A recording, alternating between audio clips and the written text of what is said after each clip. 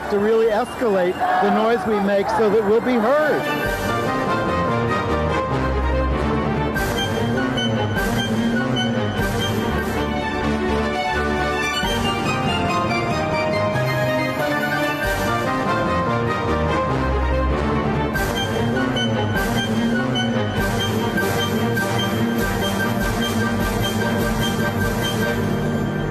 Welcome to Gay USA. I'm Andy Hum.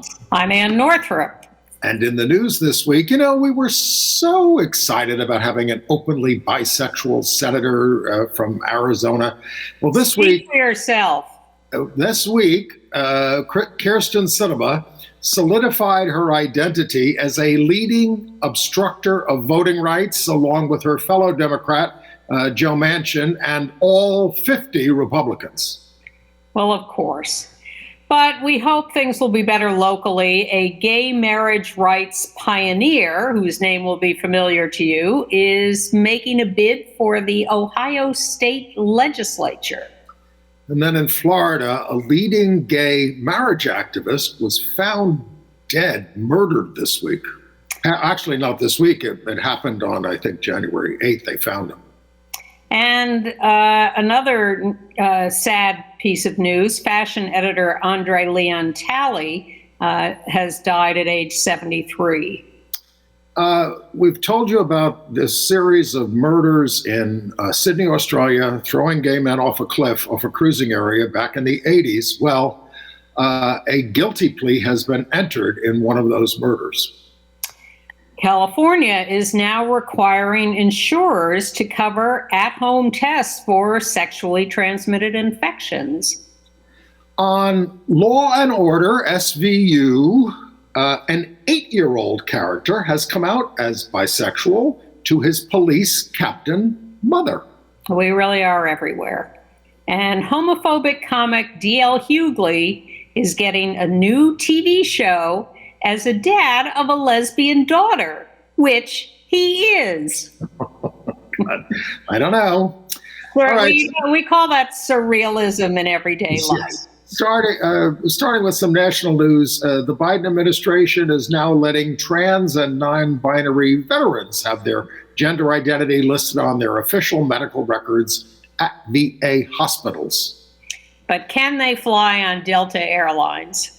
Still up in the air, so to speak. And I'd also like to draw attention to what the Supreme Court is doing about quote-unquote religious freedom this week. They seem poised to force the city of Boston to hoist sectarian religious flags on the city's flagpole. Now, wait a minute. This is. They have allowed scores of different flags. This is for a one-time event. This is. It's not. We're going to keep this religious flag up forever. This is no. But I mean, the lower courts, and they were federal courts, said you can't force the city to endorse something that they don't endorse. And what's this going to lead to? Flags of the Proud Boys, swastikas. Well, that is the question, the free speech versus religious freedom, whatever. Well, but let's get to the big story. Could be worse. Of course, what's worse is what's happening in the Senate with Kyrsten Sinema.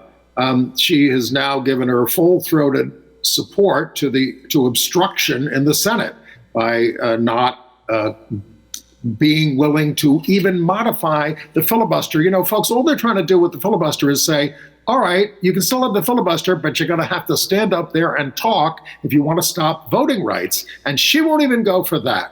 So it's so disingenuous. First, because she has allowed it in other cases, but this whole argument she makes about, if we do it, they'll do it. Well, Kyrsten, they've done it and they're going to do it again. And right. What you do as a Democrat is not going to increase or decrease their appetite for it. They're going to do exactly what they want to do if they take over the Senate again. And to think that you're going to attain some moral high ground by not doing this, and that will somehow prevent the Republicans from doing it to the Democrats is insane. Well, she's thinking, apparently, according to her friends, of running for president in 2024. Now, what this has raised for a lot of groups is stop funding this woman. Emily's List has already said we're not funding her anymore. But put up the picture of her, too, about disingenuous. Mike Signorelli noted she famously didn't swear on a Bible because she's the first senator who said she has no religious affiliation. It was opposed from back when she was in the Green Party. But now she is wearing a cross while posing as a Republican. It's really unbelievable. So Emily's List has warned her that they will not support her if she keeps doing this. NARAL, I think, has also dropped her. And yes, hold on. We got this picture up. I mean, the anti-abortion groups are running ads saying, thank Kirsten Sinema for protecting the filibuster. Anti-abortion groups. Yeah, and so Mike Signorelli and others have said, HRC, Victory Fund, what about you? Are you going to keep endorsing and supporting this woman who is standing in the way of the Equality Act? Standing in the way of everything, including LGBTQ rights. And I would put the same question to LPAC. And I remember some years ago when they first endorsed her, and I was at some fundraising party for LPAC, the Lesbian Political Action Committee, and they were announcing their list of endorsed candidates, and they included her, and I had a visceral reaction to that and said, whoa, what do you mean you're endorsing her?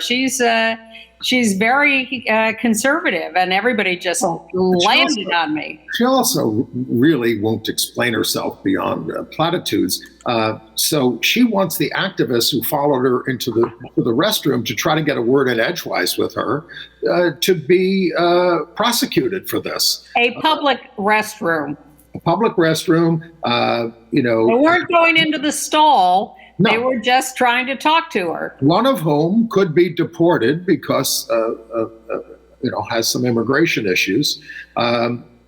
Prosecutors ignored her suggested felony charges in favor of misdemeanors, but they returned the case back to the officers for more information. Well, it's a sad sight, I'll say that, and her excuses ring extremely hollow, and I certainly hope that, I'm just sorry that she's not up for election again until 24, right. And the idea that she's running for president is ridiculous. And I'm happy to say that, on the other hand, someone who is standing out as a really upright progressive is the out lesbian Attorney General of Michigan, Dana Nessel, who's been all over the airwaves on these voting issues and others. And she's just been terrific, and it has been a real pleasure to have her out there.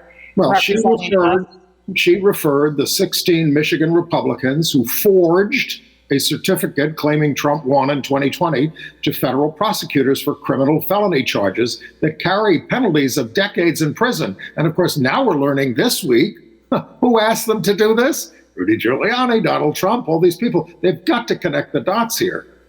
Well, they're trying. The House committee is subpoenaing Giuliani and all his cohorts, and that's a pleasure to see, and I hope they follow through on that. But Dana Nessel is in a tight race with Republican Matthew DePerno, who is one of the originators of the big lie.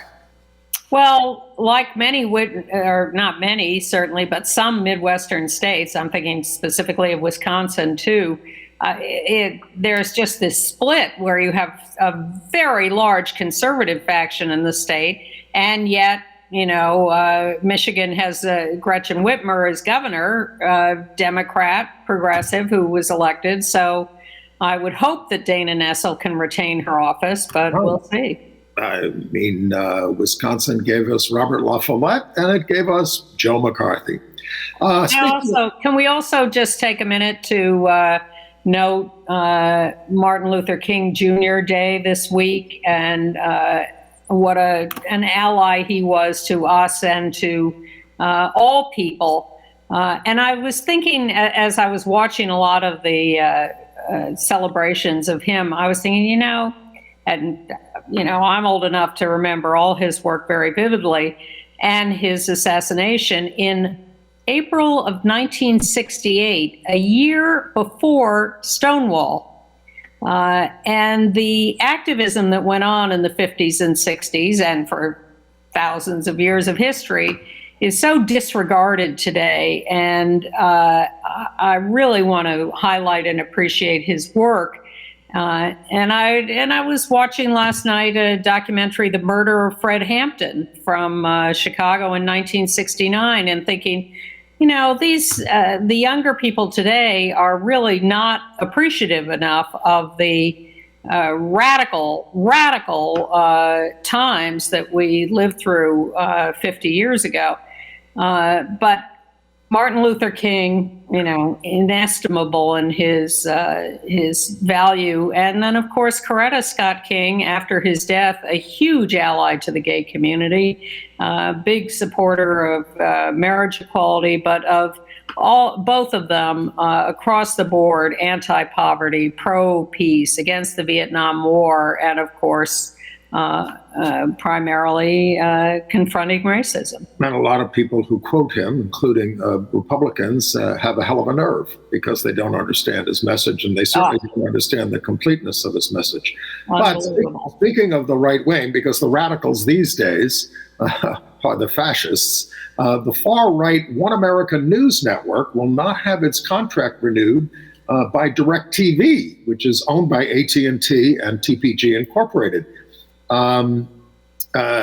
So they're going to continue to be carried by something called their contract ends in April. Verizon Fios will continue to carry it, and it streams on Cloud TV, KLOUD TV. But they've been under fire for spreading lies about the 2020 presidential election. 2 Georgia election workers are suing the parent company over their claims of fraud. They're also suing Trump and Giuliani, and Dominion is suing them as well. The NAACP led this effort to get them dropped. I don't think too many of our viewers overlap on DirecTV. No, but it does give one pause should someone come after our satellite conduit, Free Speech TV, with a very progressive lineup of shows, including us. So let's hope that we don't end up in the. Well, we believe in free speech. We don't believe in lies. And if we tell any, call us out, and we'll correct them. And we do. I'm just saying, none of us is safe forever. But there are so many outlets these days that even OAN is not going to disappear. So among the 11 Oath Keepers indicted by the Department of Justice for sedition on January 6th is Ohio bartender and trans woman Jessica Watkins, 38 years old. She was indicted last year on conspiracy charges. Sedition implies she was a key player of the coup attempt. The maximum penalty for that is 20 years. And she's been in detention all year. We talked about her before because, she says she's being mistreated as a trans person in prison, in jail rather, in detention. She now is critical of the Oath Keepers. Is she? I thought she was a very proud revolutionary. She said she believed Trump was calling her to D.C. to support him and the Constitution. By the way, Ginny Thomas, who was married to Clarence Thomas on the Supreme Court, signed a letter saying these people, these 11, 12 people, they had done nothing wrong. Well, and I don't know if you read or heard about Nina Totenberg of NPR's thing on the Supreme Court. Samuel Alito is pissed off because he thinks he should be Chief Justice and it never should have gone to John Roberts, and he's never gotten over it. And he's a legend in his own mind. Unbelievable. Imagine, it's bad enough if Samuel Alito was Chief Justice. The liberals would have offices in a ditch somewhere. The court is lost. Either face up to the fact that it needs to be rebalanced and expanded, or we're gonna keep getting horrible decisions from now on. But there was a little shocker from the Supreme Court this week. They refused to review a decision that supported us. The lower court said in a North Carolina case that North Carolina could not refuse coverage of trans health care for its state workers. And the state appealed to the Supreme Court and said, oh, we want to be able to discriminate. And the Supreme Court refused to review the lower court decision. Well, let's see what happens in all these other states that are passing anti-trans legislation. In South Dakota, Governor Kristi Noem, who also fancies herself running for president, released a national ad targeting trans student athletes and promoting a bill banning trans girls from girls' sports. Now, she once vetoed a similar bill when this issue was just heating up, but Republican contests around the country are now about how much do you hate trans people? How much do you have fealty to Donald Trump? That's all it's about.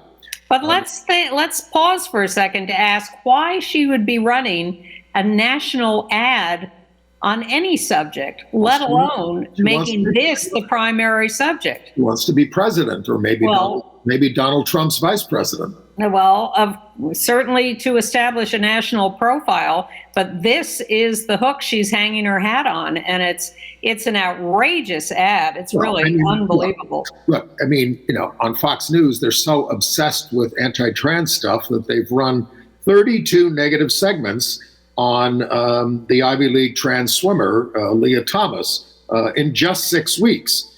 And of course, they never covered women's sports before. Well, that's not even one a day. They're falling down on the job. In Texas, their ban on trans kids in team sports in schools, kindergarten through 12th grade, has now gone into effect. So that poor trans boy wrestler will, I guess, continue to be wrestling girls in Texas. Well, beyond. In South Carolina, they were about to pass a bill allowing doctors to refuse non-life-saving services until LGBTQ advocates pointed out that could also allow doctors who strongly believe that people should get vaccinated against COVID to refuse to treat the unvaccinated. So they pulled back, and they're working on, how they can still, harm us without harming the anti-vax base. Yeah, because heaven forbid anti-vaxxers should face any punishments. Well, there's a national report out about all these kinds of bills from last year.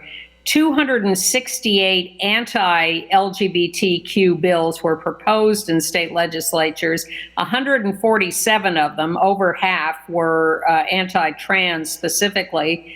26 of them passed in 10 states. So that's their batting average at the moment. I'm sure they will be upping it this year. And in Virginia, on day one, Governor Glenn Youngkin is loosening public health mandates and banning critical race theory in schools, even though it's not taught anywhere. And of course, it ought to be. But what he's banning is divisive topics. We did hear from a viewer about a story I related last week about a couple of teachers who were on suspension for talking about how to establish a gay-straight alliance at a teachers' conference because the right wing infiltrated and illegally filmed them doing this. And I reported or repeated what I had read about the right wing charging that these teachers had been laughing about it and sort of making fun of the idea of getting around the rules. And our viewer said he was there at the conference and they were not doing that. They were teaching about how to establish a GSA, but in perfectly normal and appropriate terms. And this really is all about the right wingers characterizing this, and the teachers are under suspension at the moment. Okay, some political news. Now, the city of Palm Springs has been redistricted into a more conservative U.S. House district and may be won by an anti-gay Republican, Ken Calvert, though it now may be more competitive between Democrats and Republicans. It reminds me, I used to live in Greenwich Village. They paired us in a district with Staten Island, and we got this right-wing Democrat representing us in the House. And we, in our continuing series of running campaign ads for out gay candidates, we now have received one from Tina Kotek in Oregon, who's running for governor. She's been a prominent politician there and now is considered a front runner for the governor seat. She's the Speaker of the House, and she's resigning on January 21st in order to just, run her campaign. She's running to succeed out bisexual Governor Kate Brown, who is term limited. It's a big field, but here is Ms. Kotek's video. My name is Tina Kotek, but I've been called a few things over the years. Food bank and children's advocate. State representative. Budget whiz. Yeah, she's a little bit of a policy geek. I call her wife. Ally. Madam Speaker. First lesbian in the country to get that one. Tina is determined. Unstoppable. La jefa. Tina Kotek, she's real tough. And then there were some other words for tough that women get called. And those were the days that I really knew we were getting things done. And that's what's always mattered to me, making a real difference to help people. So even when some said it was impossible, we made record investments in education and affordable housing. Passed paid sick leave. Expanded background checks for gun purchases. Raised the minimum wage. She got Oregon on the path to 100% clean energy. And protected reproductive health care here. No matter what happens at the Supreme Court. We've made a start on a better future for all Oregonians, but it is not nearly enough, especially as the pandemic and historic wildfires have changed our lives. From homelessness to climate change, it's one thing to talk about our problems. It's another thing to make the tough calls to actually get things done. And that's why I'm running for governor. Whether your hometown is big or small, if you love the coast, the mountains, or the high desert, we all deserve good schools, an affordable place to live, and clean air and water for our children and their children too. I'm so proud to call Oregon home. I love our state, because here we don't just talk about a better future, we do the hard work to make it happen. Join us, and we'll do the tough stuff together. Appealing. I'm interested that the music is a kind of upbeat, bouncy music rather than the more schmaltzy, standard kind of music. So energy, I like the energy. We wonder what kind of music Jim Obergefell will use in his campaign. I like his energy in deciding to run for the Ohio State House.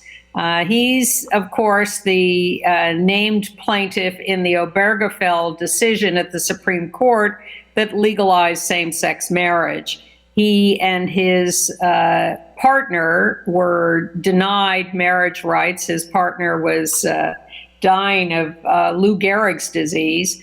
And so they, years ago, hopped on a plane and went to Maryland and got married on the tarmac, and then sued for benefits. He sued for benefits when his then husband died, and the state refused him, and so he went to the Supreme Court. So I got any of that right? Yes. So we moved back home to Sandusky, Ohio, where he is from. The seat is currently held by Republican DJ Swearingen, but there will be new districts this year. Swearingen won the current district 57 to 43. Pardon me, in 2020. Obergefell has been a teacher, a software consultant, and a realtor. And what I really love about this is that he is running locally. Yes. We do not begin to pay enough attention to state legislatures and other positions. School boards. School boards. Well, we're getting to that. That's next. But I really, really appreciate his running within the state of Ohio. Before we leave the Ohio House, where he's running, they have not yet passed the LGBTQ rights bill there in Ohio. That's why we need him in the State House in Ohio. But my reference was to an even more local race for school board in Gahanna, Ohio, where trans man Dion Manley was elected, the first out trans person elected to any position in the state of Ohio, and sworn in this week as a member of the school board, and very appreciative of the fact that he has been received so positively in his community as a parent who wanted to get involved in the schools because his daughter had such a good experience in the schools, and he wants to step up and do his part. Good. Let's go to Brigham Young University. A year after... Let's don't go to Brigham Young University. A year after students lit up the school's iconic Y sign in rainbow colors to show support for LGBTQ rights. On the mountainside above the school. New rules will prevent similar protests from happening, including a ban on protests on the hillside of Y Mountain. The students were celebrating what they thought was the removal from the honor code of the ban on physical intimacy that gives expression to homosexual feelings. But a month later, the university said gay love was still banned.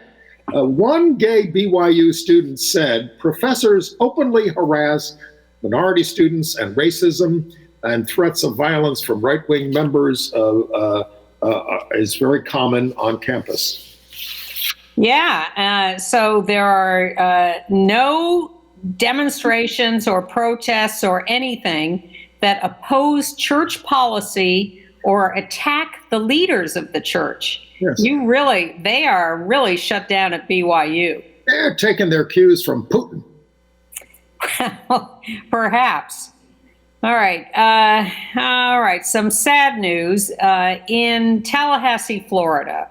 Yes. Jorge Diaz Johnston, 54 years old, in the orange shirt there in that picture, was found dead in a landfill. He was a plaintiff in the marriage case in Florida. That's him with his husband. And he was a paralegal. He was a doctoral candidate in religious studies and absolutely beloved in the state by activists and others. And this is a mystery now, a murder mystery, and we don't know what happened. It's also getting a lot of attention because his brother, Manny Diaz, is a former mayor of Miami and the new chair of the Florida Democratic Party. Now, Jorge was last seen on January 3rd.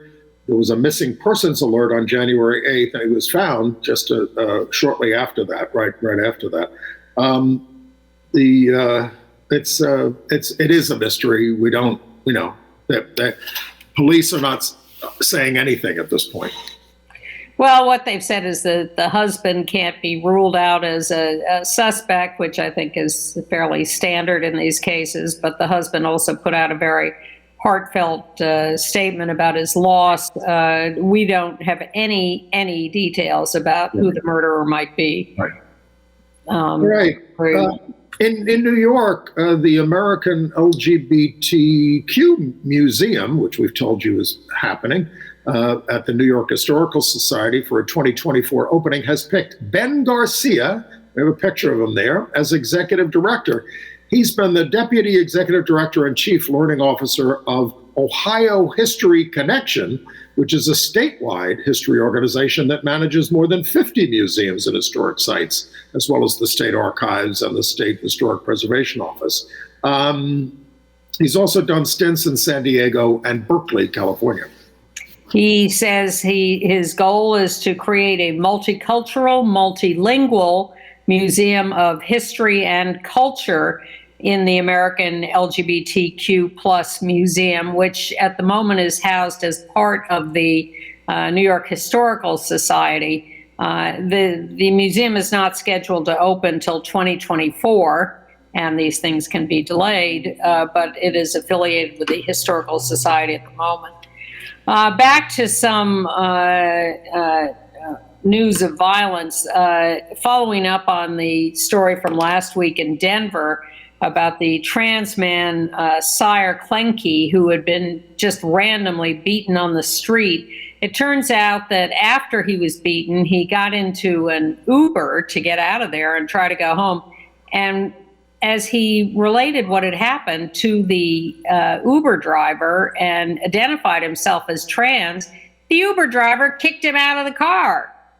Has Uber kicked the driver out of the company? The Uber has apologized and said this is, against their policy, but I cannot remember whether or not they've actually dismissed the driver. Maybe they did. And in Dallas, Texas, a genderqueer lesbian, with the help of Lambda Legal, has filed an EEOC complaint against the Dallas Arboretum, which fired her for putting her pronouns in her email signature. Yes, that is the appropriate response. Flutter your eyelids. It's just shocking and leaves you speechless. So she has to go to court to sue them to get compensated for her firing for this. It's unbelievable. Can't we all get along? I guess not. Can we talk about some of the people we lost this week? Yes.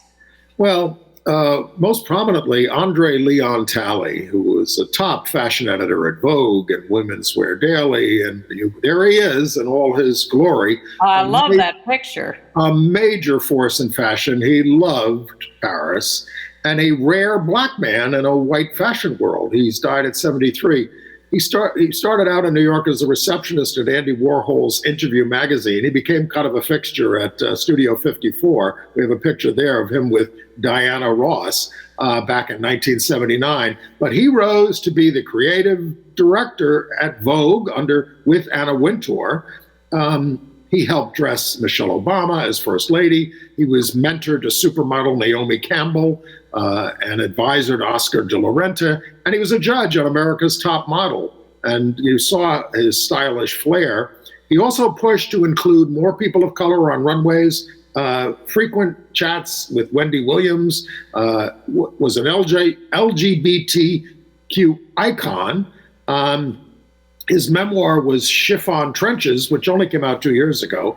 And he was raised in the segregated South, and he didn't think he had any future as a black man in the world that he loved. Well, he was sexually abused as a child. He was relentlessly bullied as an effeminate black boy in the segregated South. He was there in the 50s and 60s and had a very, very poor childhood, and to wind up as the creative director of Vogue, basically because that was his vision for himself. And he worked at it and he created it and manifested it. And he was a major force and a major mentor to people, certainly in the fashion industry and beyond. Including to Anna Wintour, who was obviously, a totally achieving editor. But he knew more about fashion than she did and taught her a lot. Well, he had a falling out with her some years ago over, she had taken away his spot as the MC on the red carpet at the Metropolitan Museum, annual gala. And he was not happy. And he used to dress her for it. He was not happy about that. And so they did have a falling out. So she wrote a response to his death where she talked about, in any long relationship, you'll have your ups and downs. But I loved him and totally appreciated him. And he was a major life force and on and on and on. And he'd been sick and certainly he was obese, which could not have been helpful to his health. He'd had health problems for some years and now gone at 73. André Leon Talley. Yeah. Then someone I was not aware of, but what a story, Chris Dickerson, 82, a top bodybuilder. There he is in 1970. He was the first black man to win the Mr. America contest, and he was also gay. and known as such in bodybuilding circles. He didn't really discuss it much at the height of his career. Few athletes did in those days. He later acknowledged that being black and gay was a barrier. He was known for his grace in posing, which was informed by ballet lessons he took as a young man. And then he came to New York from Ohio to study opera, acting, and ballet at the American Academy of Dramatic Arts. And a voice teacher suggested that he lift weights to open up his tenor range. But he took to bodybuilding and moved into that as the field. Yes, he said that he lost some competitions, including to Arnold Schwarzenegger, because of racism and homophobia. He said the guy who ran the Mr. Olympia contest was a low-life bigot. And he said Arnold didn't deserve anything more than sixth in that competition. But his mother was a civil rights activist. He was born in Alabama. His father was a banker. What a story. Later on, he posed for Mapplethorpe. He was a guest poser at the National Lesbian and Gay Bodybuilding Championship. Quite a life story. Inspiring. Really? Yes. 82 years old. Chris Dickerson. And a couple of other things. So Carl Nassib made it into the NFL playoffs with the Las Vegas Raiders, but they lost in the first round. But he had a very successful, honorable first year with the Raiders. So the question is, will his contract be renewed or will he be traded elsewhere? But everyone expects him to remain in the NFL one way or another. He's considered a team leader. Okay. All right. So, yeah. And Corey Johnson has a new job. The out gay leader of the New York City Council, term limited out, is now going to work for an Israeli company that is pushing electrification of the fleet of cars, et cetera, for New York City and New York State. And so Corey's going to be a consultant for them. Okay. International news? Yes. Well, again, this old case from 1988 in Sydney, Australia. A 27-year-old Scott Johnson, his naked body was found at the foot of a cliff, below where there was a gay cruising area up above, and the police immediately ruled it a suicide. We have a picture of Scott there somewhere. Yes,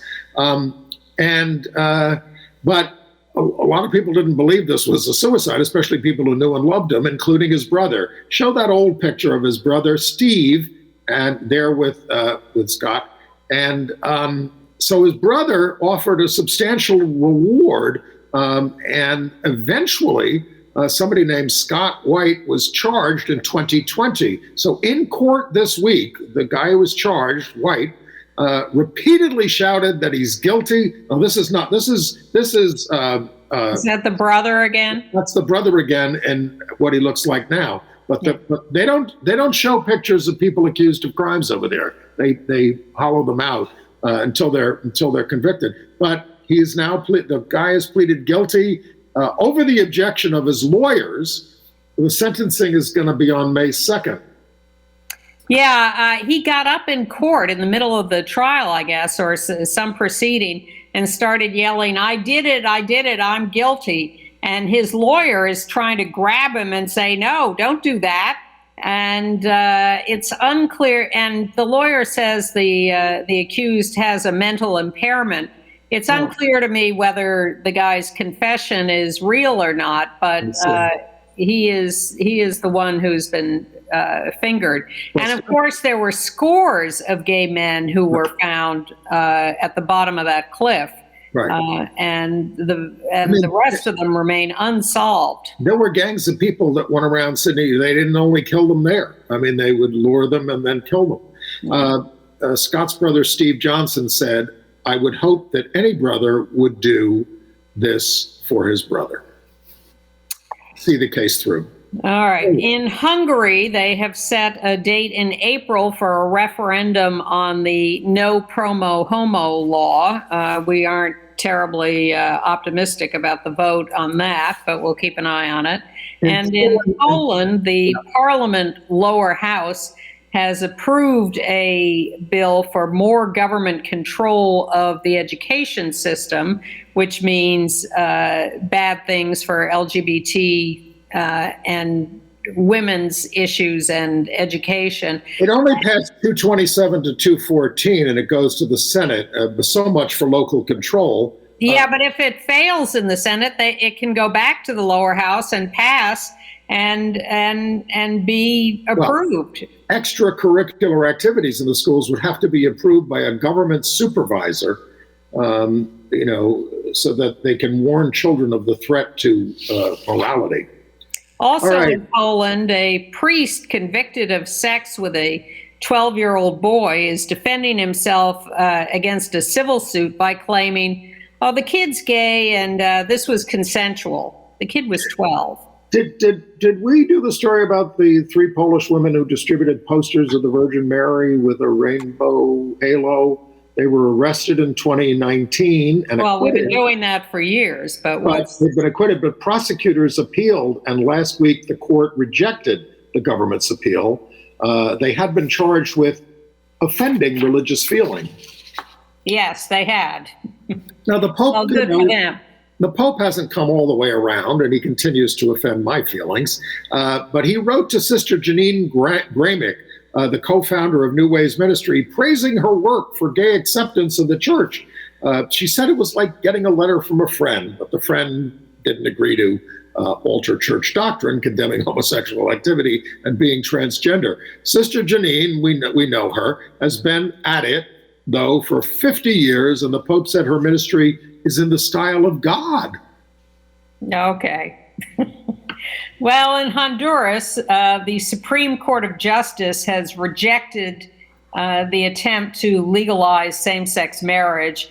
The plaintiffs will now go back to the Inter-American Court of Human Rights, which mandated 5 years ago that Central and South American countries legalize same-sex marriage. So we'll see what power they have to force Honduras to go ahead and legalize same-sex marriage. In Mexico, the Football Federation announced that fans who chant the anti-gay slur puto will be banned from Mexican soccer stadiums for 5 years.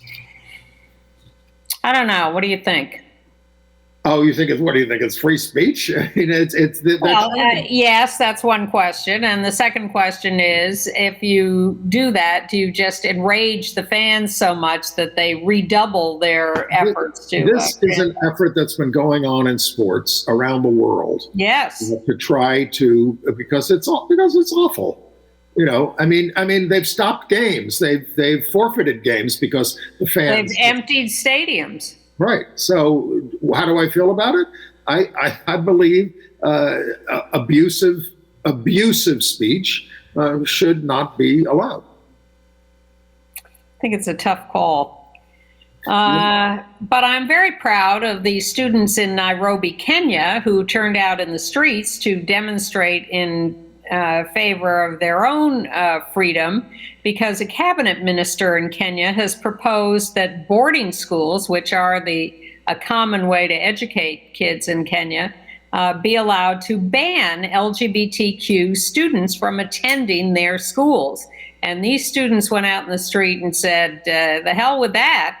That's discrimination. You can't take our opportunities for schooling away from us. So we'll see. Schools are already rejecting the kids, even though the proposal has not gone into effect as a law yet. But just the threat of it is causing schools to begin to ban LGBTQ students. I mean, going back to the speech thing, because you're making me think about it. I mean, if people started shouting the N-word, or an anti-LGBTQ slur, think about not just how it makes the players feel, but how it makes other people in the stands feel about that kind of stuff. And I think it's fair in a private establishment like that, to say this is not kosher. Private establishment, totally agree. And if the Football Federation is a private organization, not a government organization, then and in Mexico, I don't know if they have the same kind of rules about free speech not being controlled by the government, so I don't even know if that applies there. But yes, private organizations, yes. India is making a lot more progress in the prisons than we are. The Ministry of Home Affairs there advised the prison department to facilitate the process of acquiring trans identity certificates, if requested, to make separate enclosures in the jails for trans inmates to protect them from exploitation, and ask the states to ensure that trans inmates be searched by a person who they choose in terms of gender, or by a trained medical professional. Now, they also want to make sure that a separate unit does not isolate the trans inmates or induce stigma. All this under the Transgender Persons Protection of Rights Act of 2019. We do not have such a thing here. No, we do not.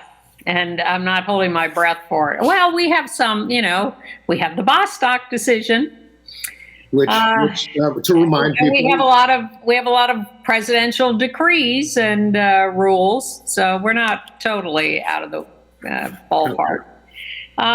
In Greece and France, they are lifting their bans on gay and bisexual men, any men who have sex with men, from donating blood. They have dropped all these phony rules about 3 months or 12 months of no sex before you can donate.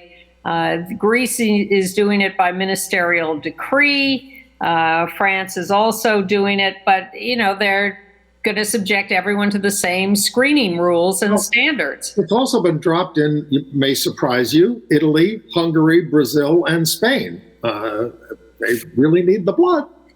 Well, they need the blood here, too. They've recently put out a decree from the U.S. government that they're low on blood, but they haven't gotten rid of what is now the 3-month standard, I guess, of how long you have to go without having had intercourse before you can donate blood if you're a man having sex with men. So are we into AIDS news? Yes. Well, California has become the first state to require insurance companies to cover the cost of at-home sexually transmitted infection tests.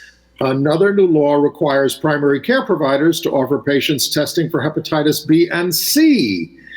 In 2021, by the way, cases of syphilis and gonorrhea went up over 2020. Congenital syphilis, mother to baby, rose 232% from 2015 to 19.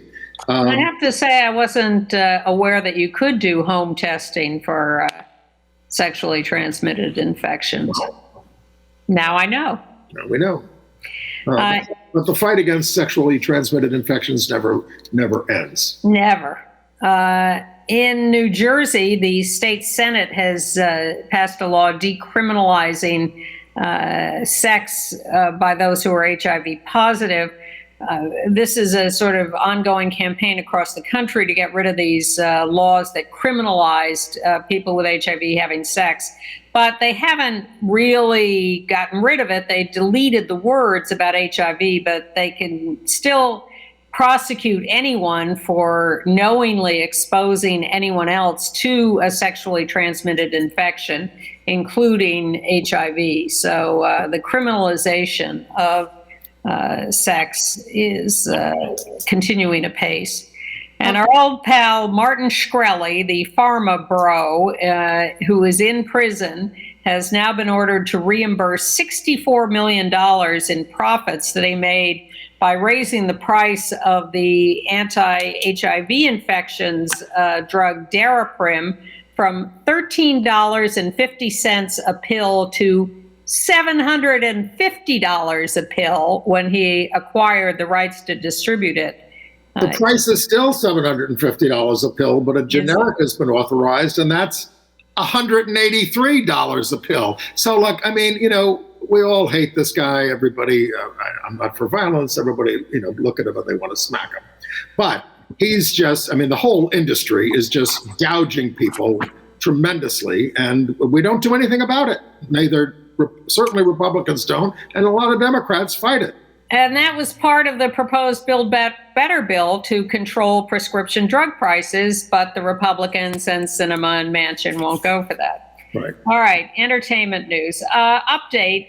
I talked last week about the Netflix series Cheer, which just dropped its second season, and one of its cheerleaders, Jerry Harris, who had been accused of sexual abuse. And I said that I thought it was like, close to the line.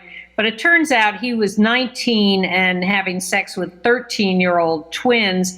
And he is admitted to having sex with a lot of younger boys. He's currently in jail in Chicago, awaiting trial. And the other thing in the series that was interesting as I watched the entire second year was that the rival school prides itself on their boys not smiling because, unlike the main school, they're not gay.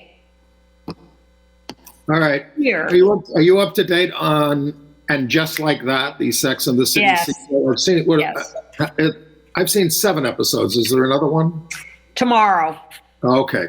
So a writer on the show, Samantha Irby, says she knows people hate the new show, but please stop sending her death threats. It's really not worth death threats. At least Cynthia Nixon is getting to go at it hot and heavy with Sarah Ramirez, is it? Yes. Yes. Well, she did once, and I guess maybe a second time. Yes, we'll see where that goes. But if you really want to see a lot of sex, my newest favorite is Sex Education on Netflix. Really, really good. So my triumvirate of recommendations is now on Netflix, Dairy Girls, Derry.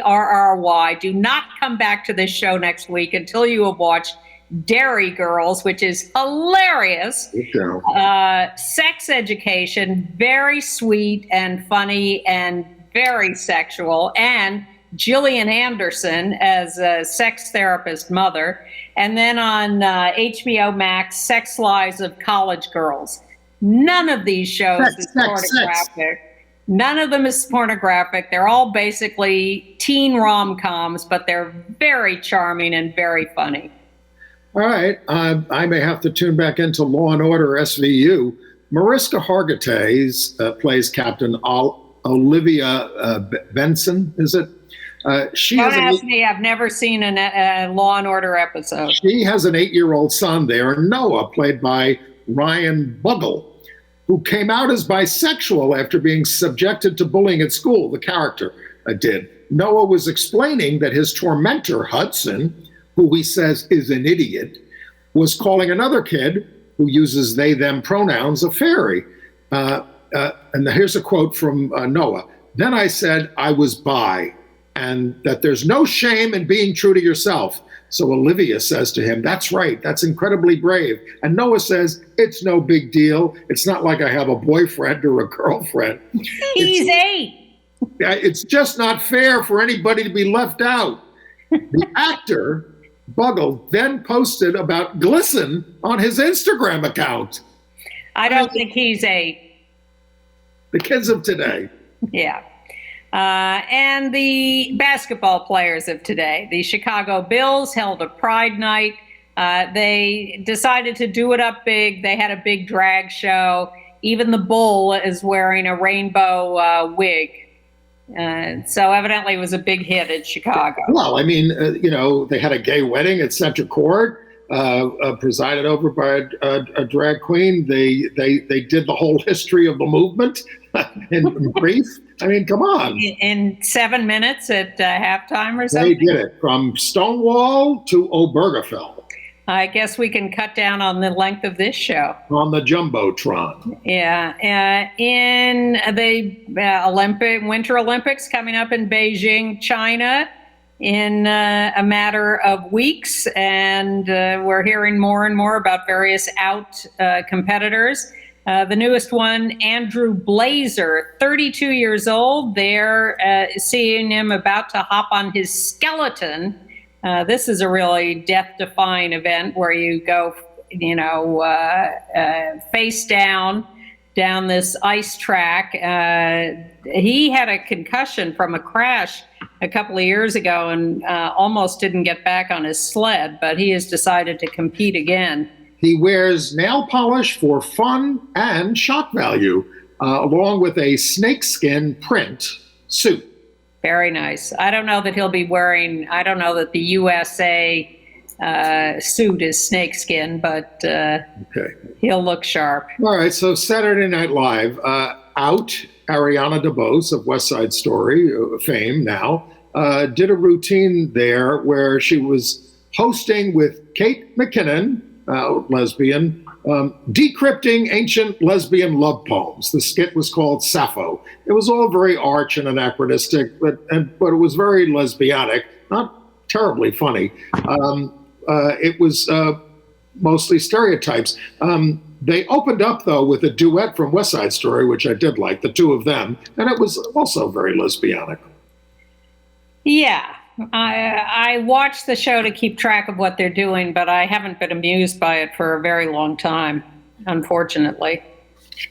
But I am amused or entertained or awestruck by Amy Schneider, who continues her run on Jeopardy as we sit here on Wednesday afternoon. She has won 35 games in a row, well over $1.1 million something dollars. She's the, third most games in a row and closing in on second most games in a row. But Ken Jennings, who's won the most in a row, won 74. So Amy has a long way to go to catch up to him. But this week, she got a message from the daughter of an 83-year-old man who's been trying to convince her father to use the right pronouns for transgender people. And he said that it was Amy that convinced him to do it. And do you think Tim Miller, the out gay former Republican political consultant to George Bush, is now wearing a pearl necklace in honor of Amy? There is some debate over why Tim Miller keeps appearing on MSNBC wearing a pearl necklace. Are they pearls? It just looks like something kind of hip people wear. I mean, Pearl necklace. But no, I don't know if no one's asked him or he. Harry Hay used to do stuff like that. Yeah, well, I ought to get my mother's pearls restrung so I could do it. All right. D.L. Hughley, a comedian not averse to homophobic quote-unquote jokes, is going to star in a semi-autobiographical sitcom on the Fox network about a straight-talking comedian with a lesbian daughter, which he is. He's one of the creators of the show. We're down to the last 45 seconds. Congratulations to Thomas Gilbert of Toronto, Canada, 22. Just came out as he's the best pro disc golfer. He says, I'm gay. He's #1 in Canada. And congratulations to Isaiah and Taylor Green Jones competing on The Amazing Race. They are a married couple. And they became famous by doing a viral wedding dance. There they are looking very spiffy in those tux jackets. And this was their dance at their wedding. And there on The Amazing Race, we'll follow them. And we will see you next week on Gay USA.